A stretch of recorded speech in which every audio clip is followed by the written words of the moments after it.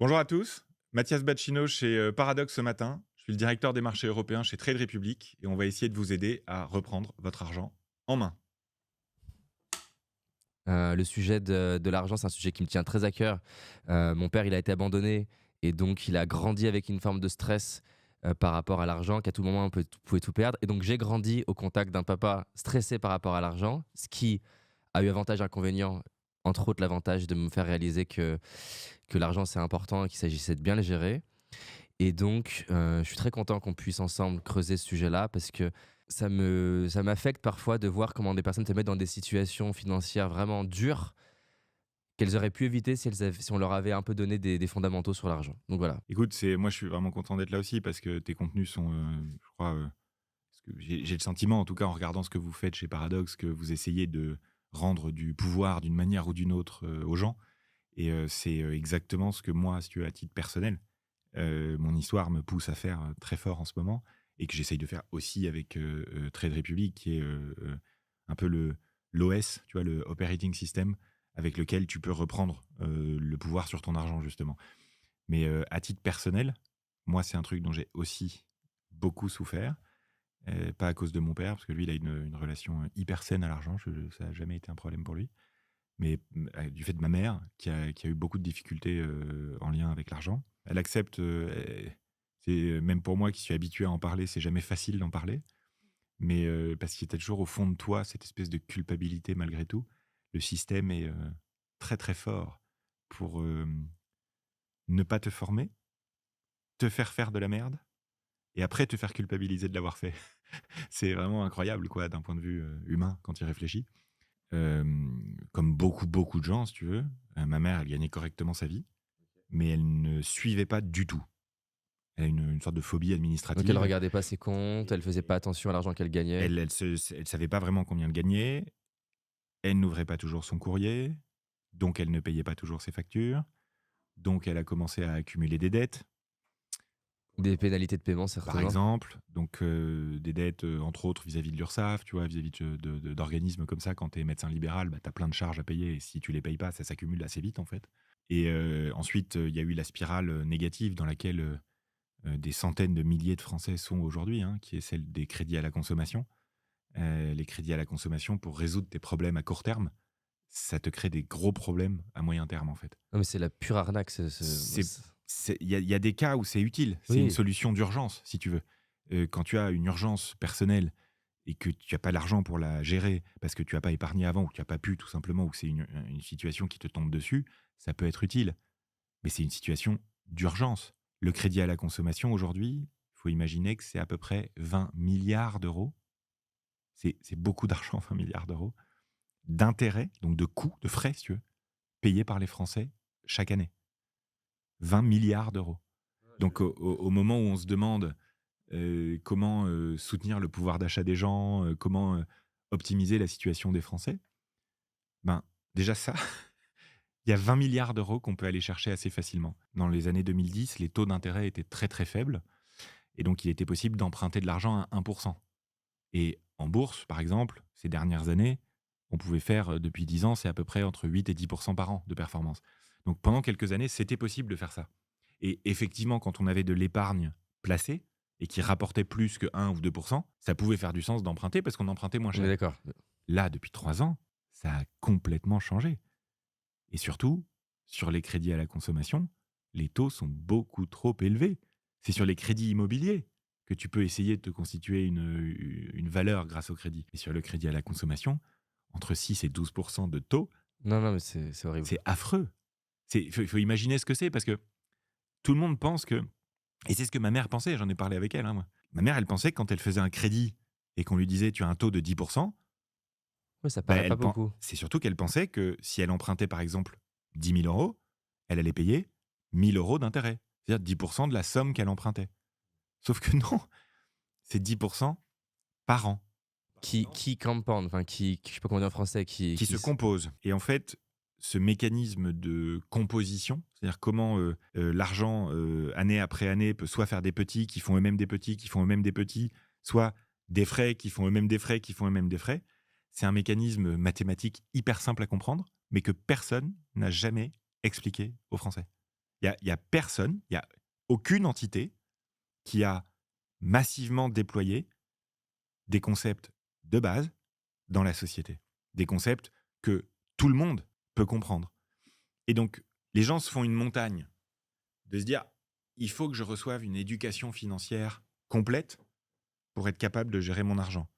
Comme s'il fallait faire un master 2, tu vois, en gestion de patrimoine pour être capable de faire son budget mensuel. C'est complètement faux, en fait.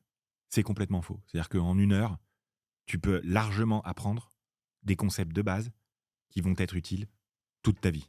C'est ce qu'on va creuser. Alors Voilà, juste c'est vraiment, terminons par rapport à ta voilà. maman, du coup. Bah, en fait, elle, si tu veux, elle s'est retrouvée donc dans cette spirale-là où on lui a présenté quelque chose comme étant une solution à son problème, alors que ça renforçait son problème. C'est le crédit à la consommation. Donc elle a commencé par rembourser un peu ses dettes avec des crédits à la consommation, puis les crédits à la consommation même se sont accumulés, puisque quand tu trouves une solution aussi facile, Oui, dont tu t'en ne te prends un rends autre. pas compte du caractère négatif de la solution, de tout le mal que ça va te faire, mais où tu te rends compte que de ce que ça t'apporte tout de suite de bien, bah en fait, tu t'enfermes là-dedans.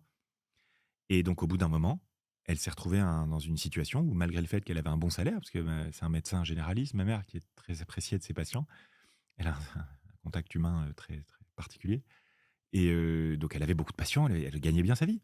Mais même si elle gagnait bien sa vie, elle s'est retrouvée à un moment donné à un niveau d'endettement qui était insoutenable. Évidemment, elle n'en parlait pas. Évidemment. À qui tu vas en parler quand c'est un tabou dans la société? Donc, comme tu restes tout seul face à toi-même, bah, tu souffres. Comme tu souffres, tu prends des mauvaises décisions. Et du coup, la situation ne fait que s'empirer jusqu'au moment où tu te retrouves ce qu'on appelle surendetté. C'est 120 000 personnes en France actuellement. Personne n'en parle.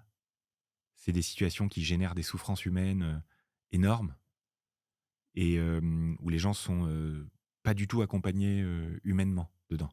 Tu es accompagné techniquement, c'est-à-dire on te dit c'est pas bien ce que vous avez fait. Et maintenant, il faut rembourser. Maintenant, il faut faire comme ça tous les mois. On te force en fait, comme un enfant. Mais on t'explique rien. Personne t'explique en fait. Donc, il y a eu un jour, moi, c'est quelque chose que j'ai déjà raconté et qui n'est pas dramatique. Si tu veux. Il y a des gens qui souffrent beaucoup plus que moi dans la vie et c'est pas le sujet. Si tu veux. C'est juste pour expliquer, aider les gens à ressentir. Si tu veux. On est en 97, tu vois, un truc comme ça. T'as quel âge? Bah, j'ai 12 ans, 13 ans, par là. Et il se trouve que ma mère travaille tard, elle est médecin. Et donc, moi, quand je sors du collège ou du lycée, je me rappelle plus, je pense que j'étais en troisième, un truc comme ça. Quatrième peut-être, je récupérais ma petite sœur à l'école, elle, je la ramenais à la maison et on attendait à la maison, moi je faisais mes devoirs et puis on attendait que ma mère rentre ensuite, comme beaucoup d'enfants font. L'ado, il s'occupe de la plus petite, il la ramène à la maison, voilà. Sauf que là, en arrivant devant la porte de l'appart, si tu veux, c'est un truc que je me rappellerai évidemment toute ma vie, tu as des flics et un monsieur en costard qui est en fait un huissier et qui ouvre la porte, quoi. Et donc, qui prennent tout devant toi, si tu veux. Et donc, tu as ta petite sœur, moi, ma petite sœur, Donc elle toi, est t'arrives, il est en train d'ouvrir la porte. bah ouais. Donc, il me dit soit je casse la porte, soit tu ouvres la porte. Et à l'époque, il n'y a pas de portable. Donc, je peux pas appeler ma mère. Tu vois, je suis là, je dois gérer cette situation que je découvre. J'étais à des années-lumière d'imaginer que ma mère avait des soucis financiers. Si tu veux. Et là, tu comprends ce qui se passe ou pas? Ah, bah bien sûr, quand même, oui. Voilà, tu comprends qu'il y a un problème, quoi. Et donc là, ils ont pris évidemment les meubles, quoi. Donc toi, t'assistes à Ah, une bah bien scène où sûr. ils sont chez toi, en train de prendre les objets, et tu le vis comment à cette époque-là? T'es plus Bah, c'est triste, un en colère, trauma. t'es C'est un frustré, trauma. D'abord, t'as peur, quoi. Ok. Tu te demandes ce qui se passe, en fait. Et après, moi, très vite, j'ai été concentré sur le fait de protéger ma petite sœur, parce qu'elle était beaucoup plus petite que moi. Elle avait 7-8 ans. Et pour elle, c'était un traumatisme encore plus risqué que pour moi. L'impact pouvait être encore plus fort. Donc, je me suis beaucoup concentré, en fait, sur le fait de la divertir à ce moment-là. Et, voilà, et puis après, ma mère est rentrée du travail et les choses se sont... C'est, je pense, à ce moment-là qu'elle a commencé à se saisir du sujet.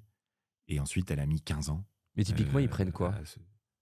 Les huissiers, Ouais. bah, tout ce qui a de la valeur, hein. Donc la télé. Oui, la télé, s'il y a des tableaux au mur, même si c'est pas des Van Mais ils te Gogh, prennent hein. une table comme ça, par Ah exemple? bah bien sûr, ouais. Ok.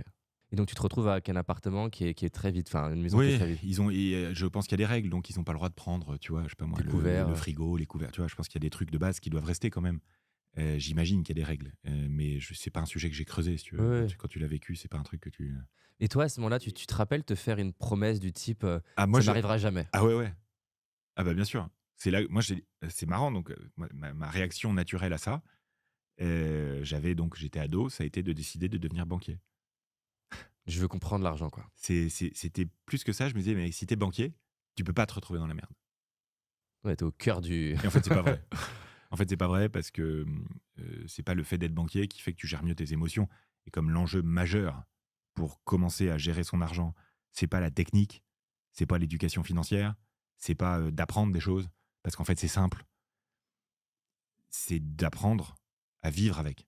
C'est ça qui est important, en fait. Et c'est de comprendre, si tu veux, comment tu peux d'abord, toi, avoir une relation à l'argent qui soit saine, efficace, simple, et ensuite, comment tu t'en sers. Mais si tu t'es pas mis dans des dispositions émotionnelles de prendre en main ton argent, la vérité, c'est que tu peux pas le faire. Donc en fait, l'enjeu, c'est pas tellement un enjeu académique, c'est un enjeu d'accompagnement des gens, en fait. C'est ça qui a manqué à ma mère, moi, si tu veux. Et c'est aussi pour ça que je me bats depuis quelques années, parce que j'ai la chance d'avoir les moyens marketing de Trade Republic, et qu'il y a un besoin de fou dans la société d'en parler, en fait, tout simplement, quoi.